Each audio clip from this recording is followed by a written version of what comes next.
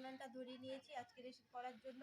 তো আজকে আমাদের বাড়ির পালং শাকের শীষ তুলে নিয়ে এসেছি, সেটা দিয়েই আজকে রেসিপি বানাচ্ছি। তো দেখুন কিভাবে বানাচ্ছি। আমার চ্যানেলটি অবশ্যই সাবস্ক্রাইব করবেন, পাশে থাকা বেল আইকনটি প্রেস করবেন।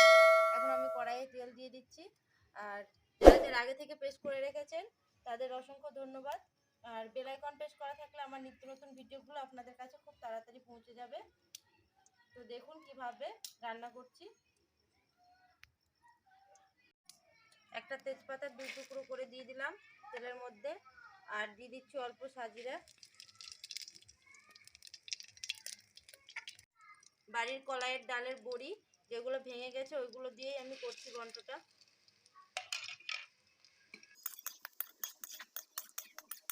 হালকা লাল লাল করে ভেজে নিয়েছি হালকা। এখন এবার আলুগুলো দিয়ে দিচ্ছি। দিয়ে দিব বেগুন, সিম আর কাঁচা লঙ্কা যেগুলো ফাটিয়ে রেখেছিলাম, একসঙ্গে সবগুলো দিয়ে দিচ্ছি।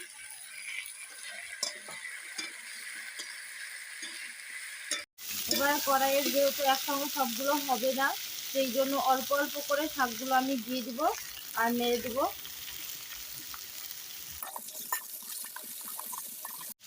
অল্প অল্প করে শাকগুলো দিয়ে একবার করে নাড়া দিয়ে বারবার যখন কমে কমে যাবে,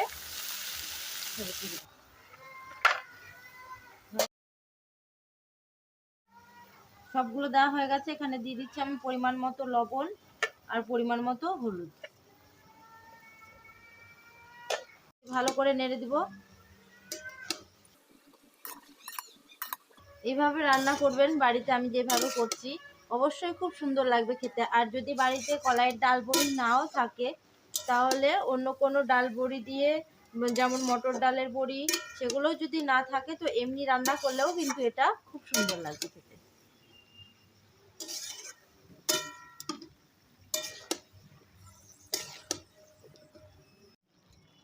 এবার আমি 2-5 মিনিটের জন্য ঢাকা দেব।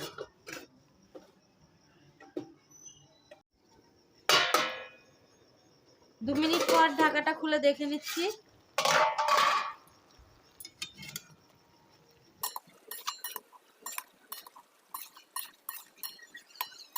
আবারও আমি 2 মিনিটের জন্য ঢেকে দেব।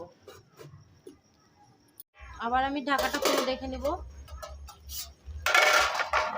দেখছেন কতটা জল ছুটে আছে এখনো।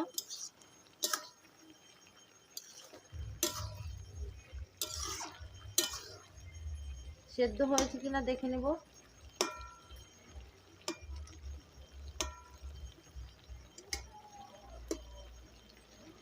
হয়ে গেছে, আর একটুখানি হবে।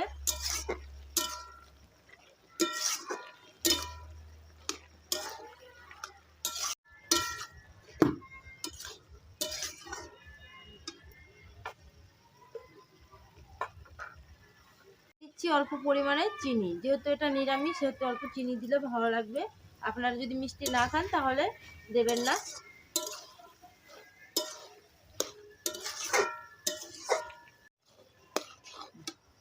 এখানে আমি নিয়েছি অল্প বাড়ির আমাদের যেটা মশলা, সেই মশলাটা নিয়েছি। অল্প হলুদ, কারণ এখানে তো কালারটা ভালো হবে এরকম একটু হলুদটা দিলে।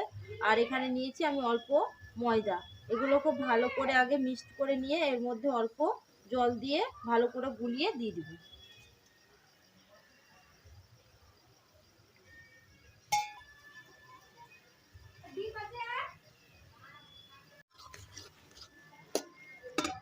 এখানে আমি বাড়ির মশলা দিচ্ছি, মশলাটা এখন দিয়ে দিব। ভালো করে গুলানো হয়ে গেছে। এই জায়গায় আপনারা জিরে গুঁড়ো, ধনিয়া গুঁড়ো দিতে পারেন।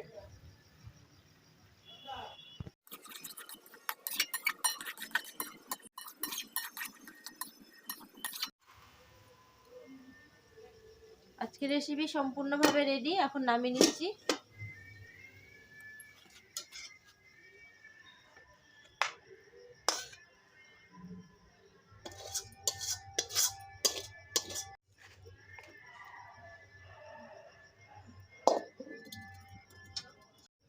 হয়ে গেছে সম্পূর্ণভাবে পালং শীষের ঘন্ট বড়ি দিয়ে। এটা খেতে সত্যিই খুব সুন্দর লাগবে।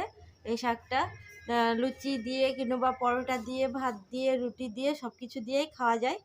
তো এখনকার মতো এইটুকুই, পরে দেখা হবে অন্য ভিডিও নিয়ে। আর অবশ্যই কমেন্ট, শেয়ার, লাইক করতে ভুলবেন না।